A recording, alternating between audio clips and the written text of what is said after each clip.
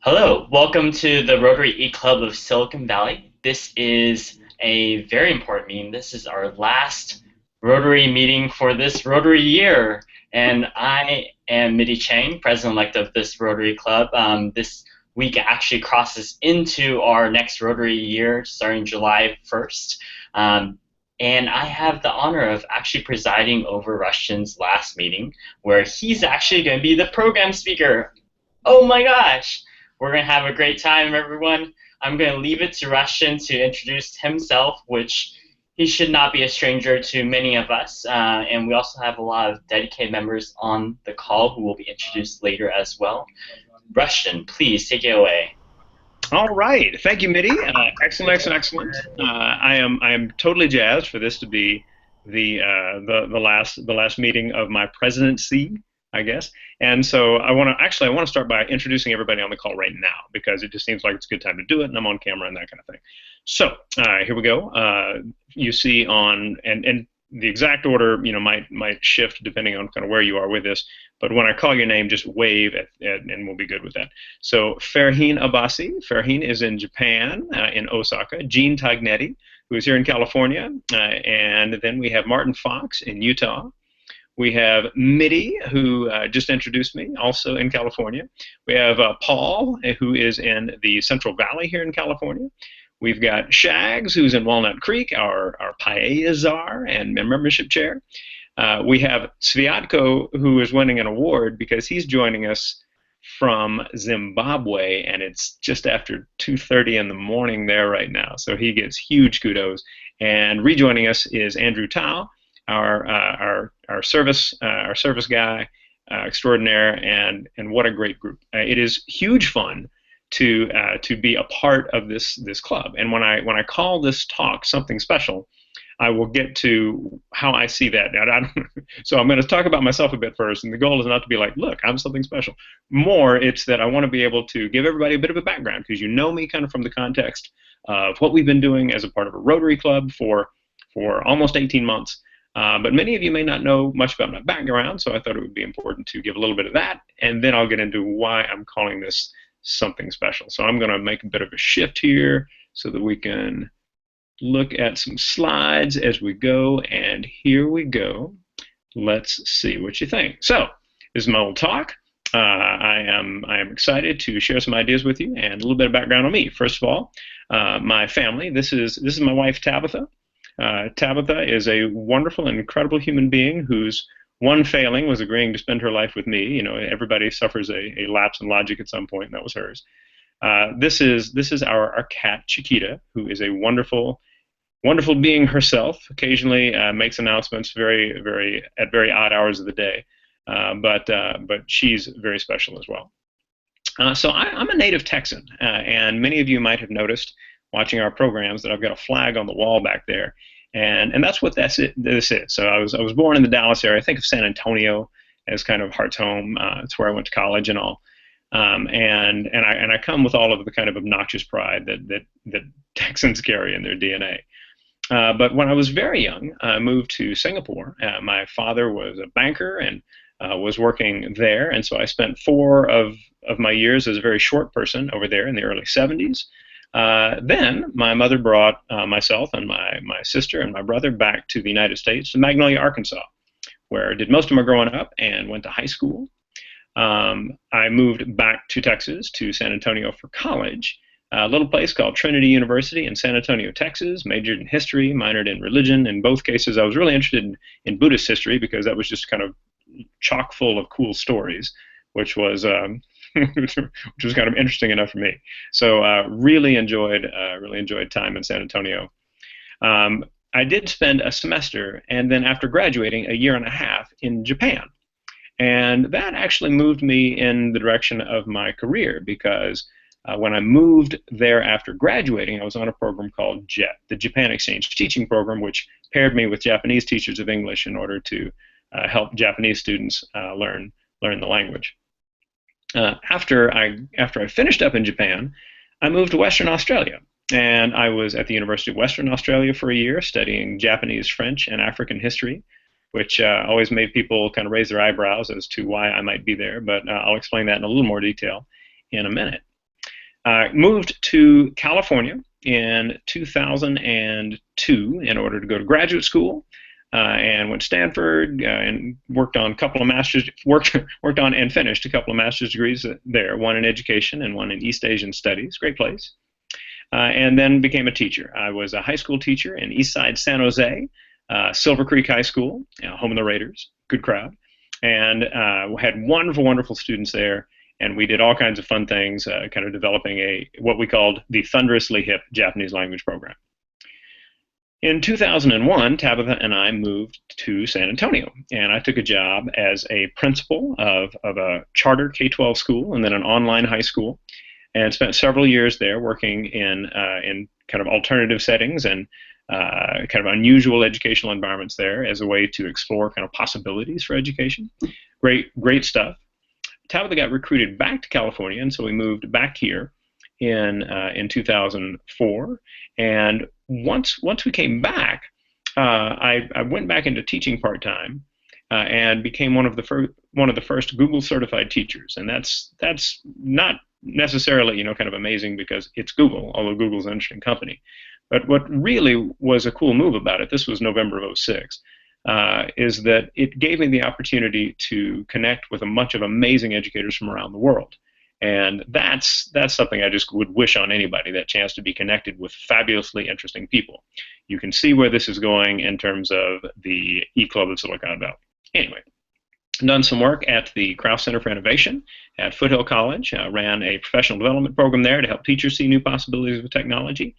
And I also started, the seeds of this were in 2005, that which is my primary thing now, which is Next Vista for Learning. It's an online library of videos by and for teachers and students everywhere, free to use, free to contribute to, free to download from, all for a student audience, all screened content. It's my own little attempt to save the world from ignorance, one creative video at a time. Thank you very much. And so, a little bit about that. The library is divided into three categories, three collections. Light bulbs, which are academic topics, and careers videos, global views, which are videos about different parts of the world, and seeing service, which is about the joy and meaning that comes from helping others. So one thing we do every year is run a project and in which we challenge students to get to know charities in their community and to make short videos telling their stories. And in doing that, you end up with these really cool videos that people have put together in order to tell the stories of these people who are trying to make the world better for others. And that's pretty good fun. It shows kids that they have the ability to kind of make a difference in interesting and powerful ways through the use of digital media. So that has always been kind of connected in one way or another to my Rotary connections, which I think puts us in a space where we can talk a little bit about Rotary. And my own Rotary history goes something like this. In Magnolia, my grandfather was a charter member of the Rotary Club of Magnolia, Arkansas, in 1938. I actually found online a page related to its history today and listed his name and the names of 12 others who were the charter members of that club. The time that I spent in Australia was actually on a Rotary ambassadorial scholarships. This was 1991, and the scholarship worked this way at that time, which was take somebody from one part of the world, send them to another part of the world to study stuff, and while there, really get to know that part of the world and tell people in that part of the world about your part of the world, come back to your part of the world and tell them about the place you visited, so that one person travels, but lots of people get a chance to learn about another part of the world, especially from the standpoint of what good people, Rotarians, are doing in communities in both places. So that's how I got to Perth in order to do that kind of work. Now, while I was in San Antonio in the early O's, or whatever we call that decade, I ended up joining the San Antonio Downtown Club. It was actually the largest Rotary club in the world at the time, and for all I know still is. Had 750 members, which is pretty stunning membership. But what was really amazing about the club is that despite its hugeness, they really had lots of cool ways to get people connected with each other. I was with them for about a year until we moved back to California, and then I joined the Rotary Club of Santa Clara, California. Here's a shot of just I got one morning while I was walking around Santa Clara University. I figured that's a good Santa Clara representative shot. And so I was with the Santa Clara Club for several years as well. But then my work schedule changed, and I needed to do something different. I thought I was going to have to leave Rotary, but a person in the club in Santa Clara said, they have online clubs now. I said, what? And so in 2008, I joined the Rotary E-Club of the Southwest USA, which is based in Phoenix. And that really gave me the opportunity to begin understanding how my interest in technology might be something that I can use as a part of efforts to further what Rotary does. And that's always been a big part of what I feel is important about being in an E-Club. We're finding new ways to have technology serve the business of service. That's exciting to me. So that gets us to the title, something special, and we think about what we do as a club, what we're exploring, what Rotary is, and I think it allows us all to see that we are a part of something special. And when we look back at the start of this club, here is a set, but not the full set, of people who were charter members of this club. We were at a potluck at my house. We were downstairs and on the deck. That's where we were. And those of you coming to the potluck on July 16th, you'll see that same setting, and some of those same people just a year and a half older. So I want to tell you a little bit about how I describe our club to people who are in Rotary but may not know much about E-Clubs, because there are many, many Rotarians who not only have very little familiarity with E-Clubs, they may not still know that there are such things out there. I encounter this all the time.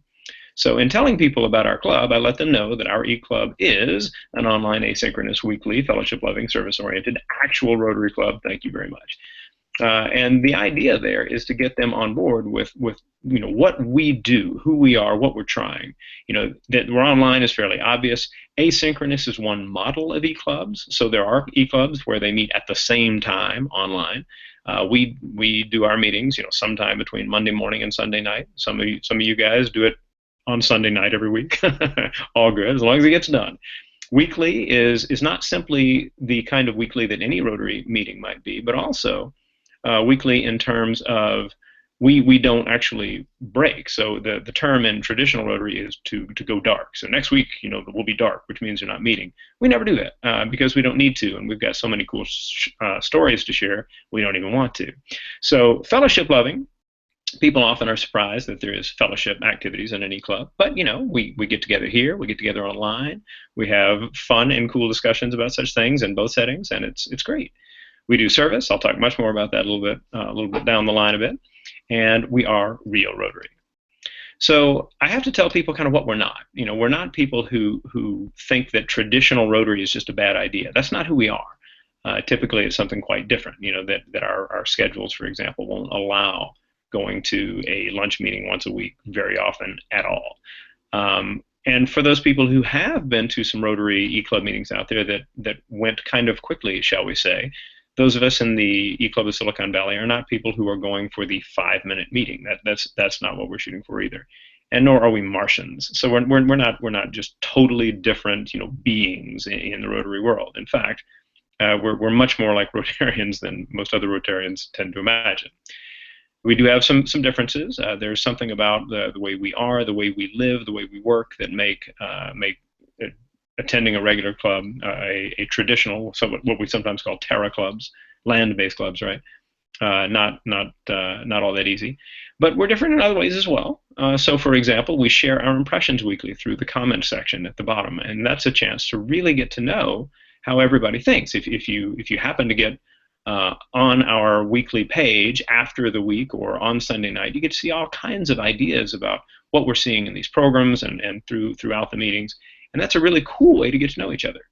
And that kind of feeds into the other bit, which is tech is our kind of go-to for how we can primarily pursue service and fellowship.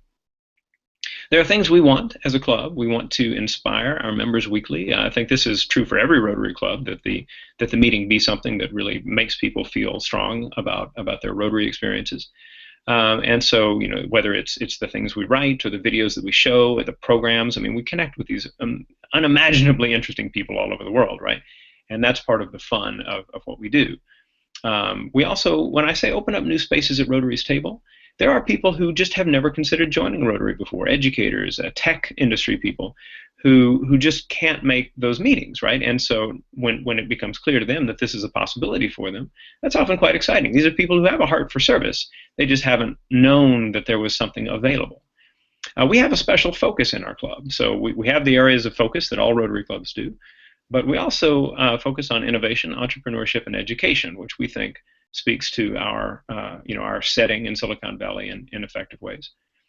And when I say we creatively share the stories of Rotary's service around the world, that to me is one of the very best pieces of what our club is all about. We have connected with these just fabulous people. I think back to the memory project from a few weeks ago and getting these portraits by high school students to kids in orphanages around the world.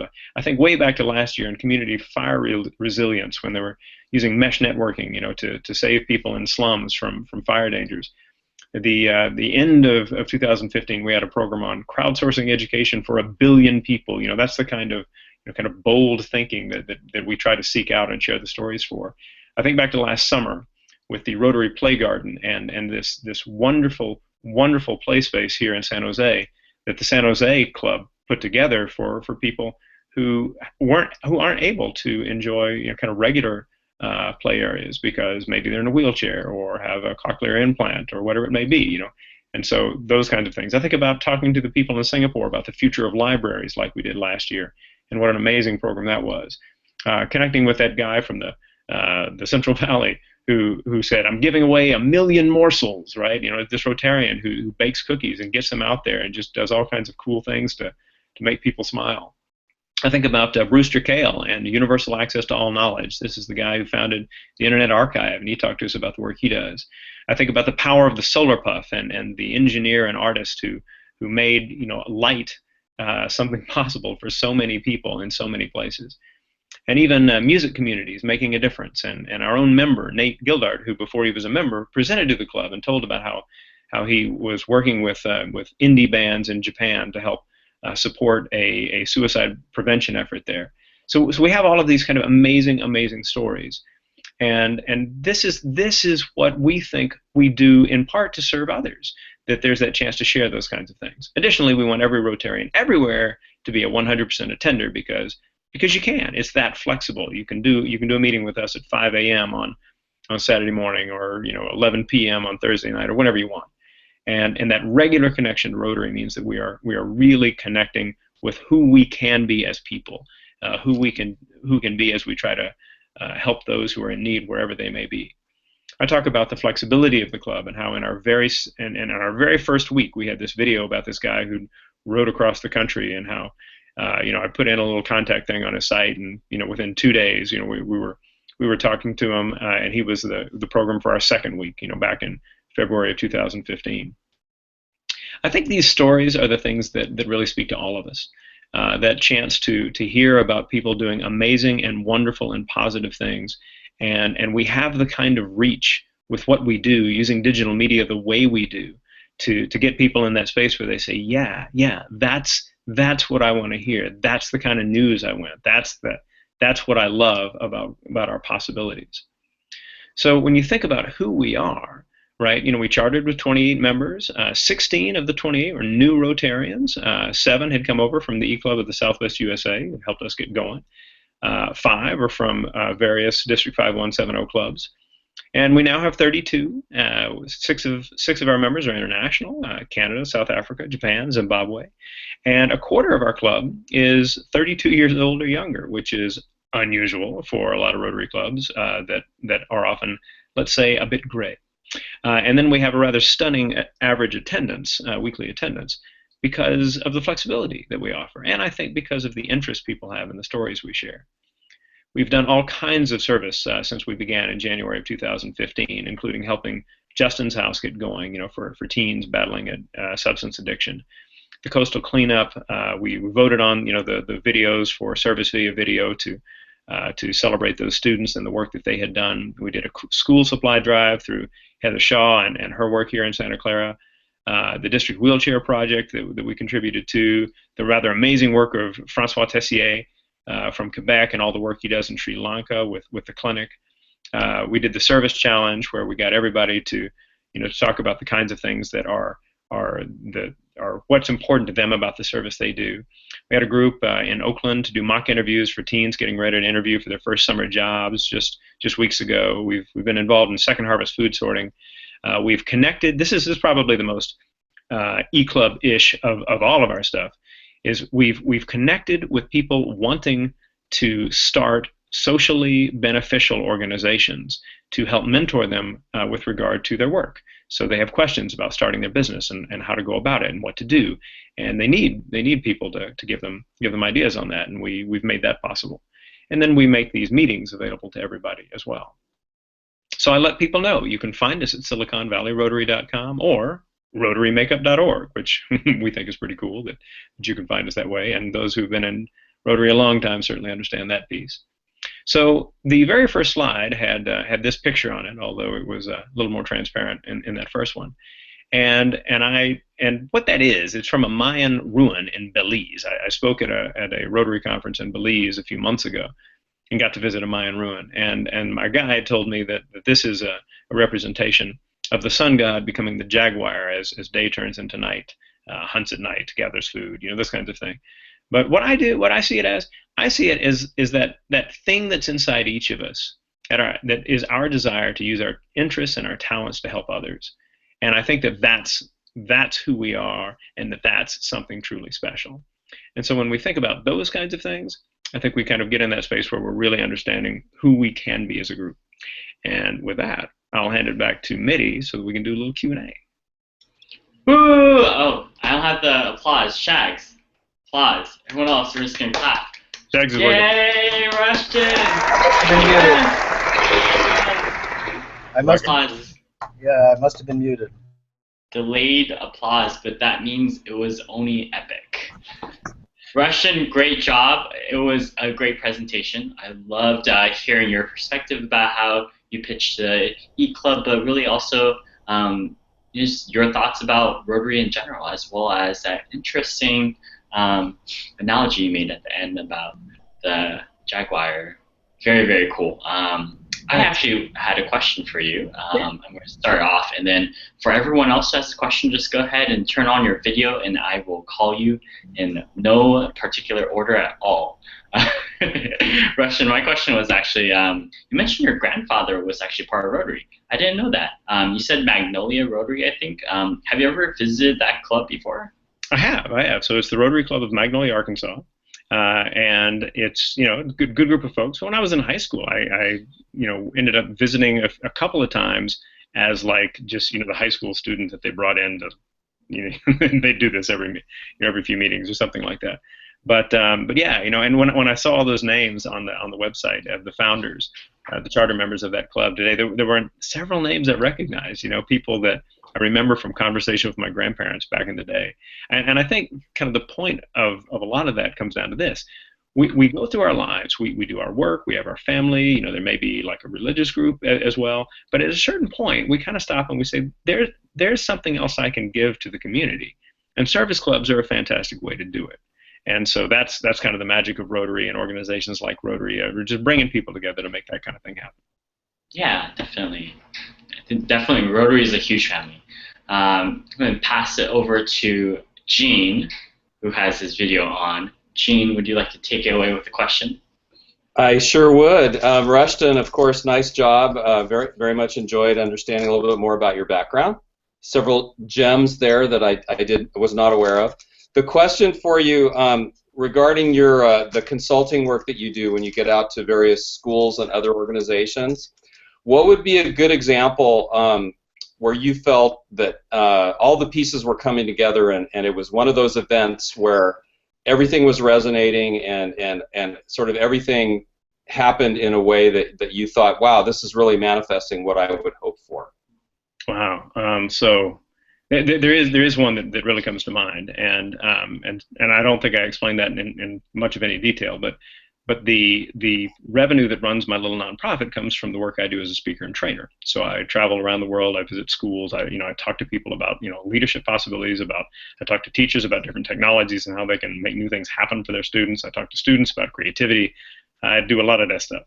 And a few years ago, I led a team that went to a Dagupan in Pangasinan province in the Philippines, the rural area of the Philippines, to do a 2-week training with teachers there. And it turns out that April in the Philippines is the hottest time of the year. Who knew? And it was wickedly hot. There was like little or no air conditioning where we were. The power fluctuated, inconvenient for a tech workshop. The space was really not big enough for the 108 or 110 kind of participants we had going there. The Wi-Fi was somewhere between weak and non-existent a lot of the time. And one morning, just for good measure, there was an earthquake.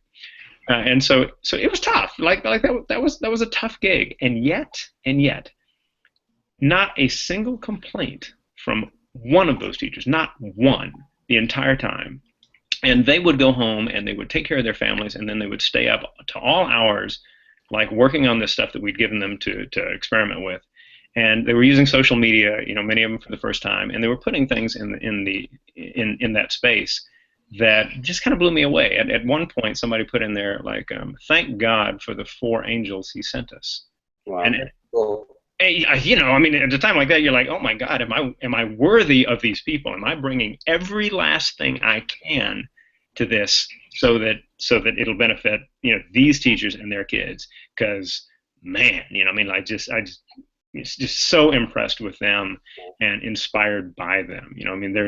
There are people all over the world doing amazing things for their communities, and I think that's who we are as Rotarians, and we have to tell their stories. Mm-hmm. Thanks. All right, Martin, I think you have a question. And we can't hear you, but it sounds like a really good question from your lips. I'm trying to read it. I still can't hear you.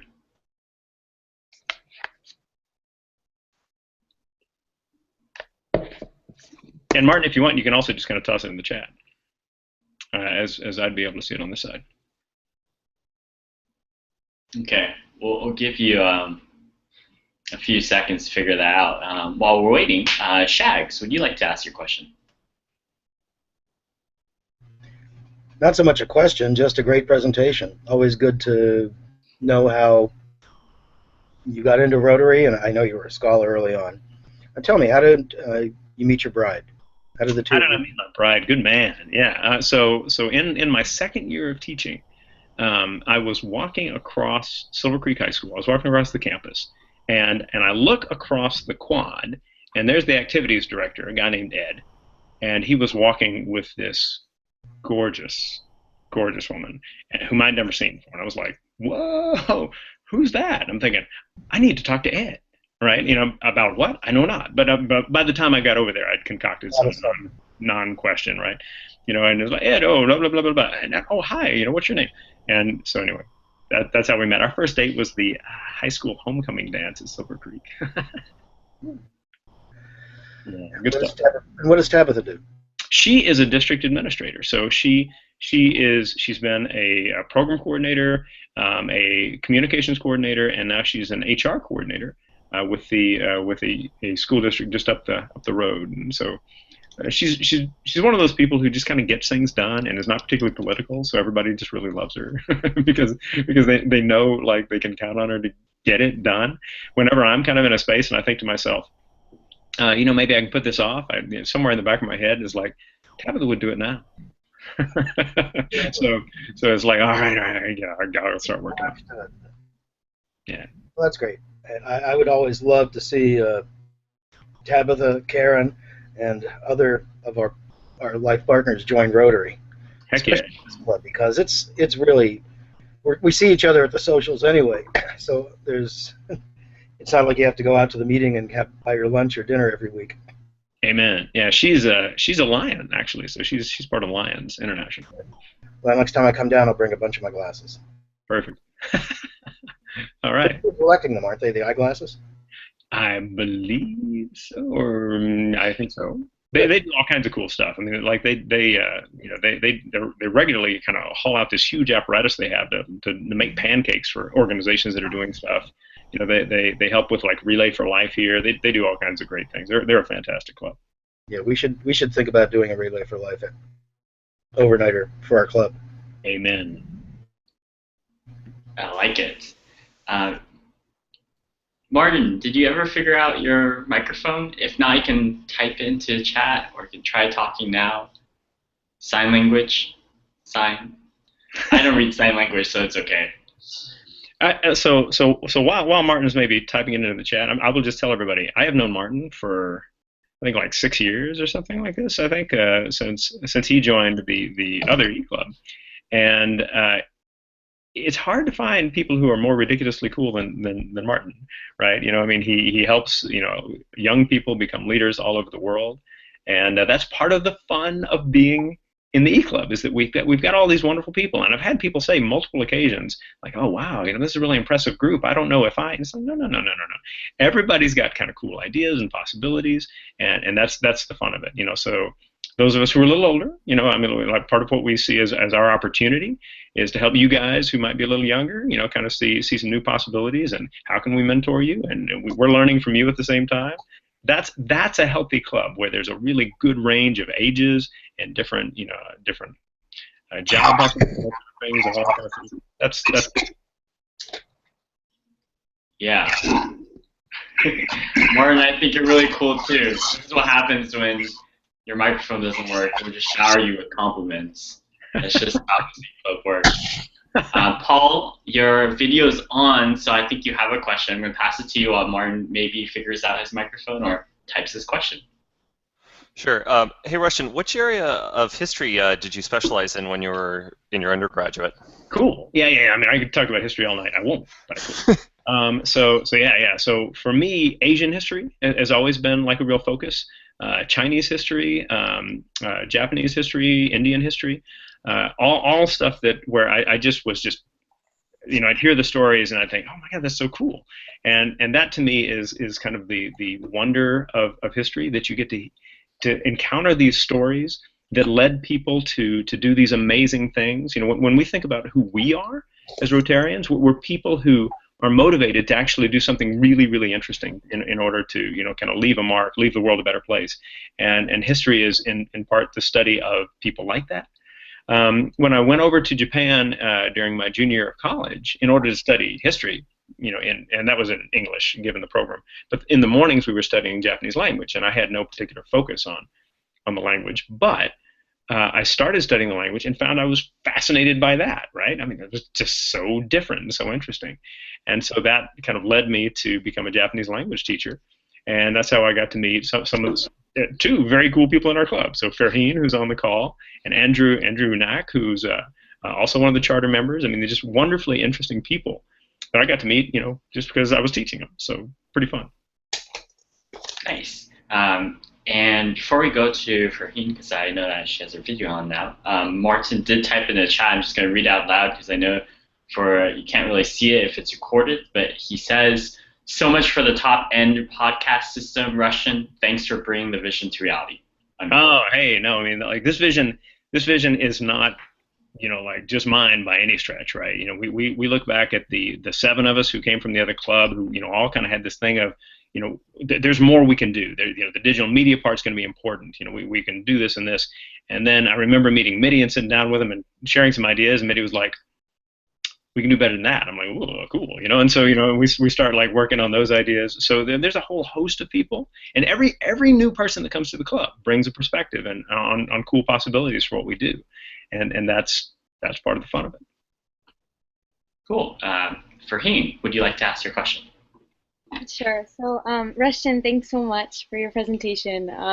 As most of you know, Rushton is actually my Japanese teacher, and I actually sent him an email as I was getting involved with Rotary, saying, what do I call you? Since I've been calling him Mr. Hurley for the past, 10 years now. So, Rushton. And so, so again, thanks so much. I'm so excited to be a part of this group. And so my question for you is what do you want to do now? What's next? Oh, nice. Well, how thoroughly that expresses an understanding of the time I've put into this in the last 18 months.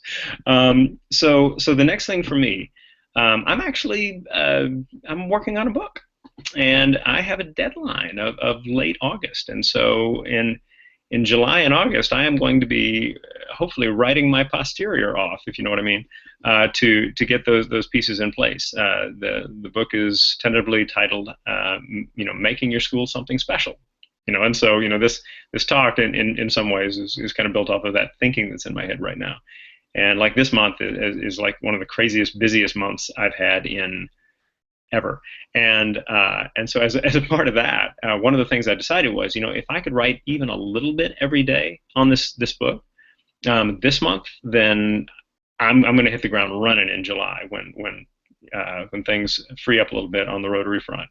And Mitty's been a total boss in terms of being like, not a problem, man. Got it, all good. And so my goal is to be as helpful as possible. But on the other hand, I told him, I'm taking 2 months off. So I think that for me, really focusing again on the work I do with my educational nonprofit is kind of a big piece. Try to get this book together, and hopefully that'll happen. Everybody's sending good vibes, so that kind of becomes something there. And and then just figuring out where I can support the next group of people that make this club go. That's awesome. Thanks so much, and I am excited to purchase and get a signed copy of your book. We'll do it. Absolutely. Perfect. We'll have a club book signing. I want a signed copy too. Rushton, thank you so much for your presentation. You've been awesome. I'm going to give it to you to do some closing statements really quick, and then I will wrap up the meeting, and then we'll have a good meeting there. Sounds like a plan. So you ready for that, or are you doing the wrap-up? Go ahead for your closing statements, and I'll do a wrap-up right after you. That's the plan. So I send out a newsletter every month to about 8,000 teachers around the world.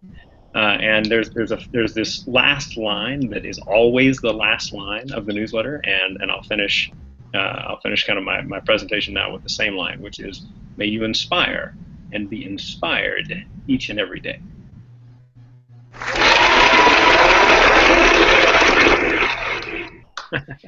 Thank you so much, Rushton. Thank you, everyone, for tuning in to the Rotary E-Club of Silicon Valley. We're excited to be bringing you education, innovation, entrepreneurship, and so much more. We'll see you next week. Take care.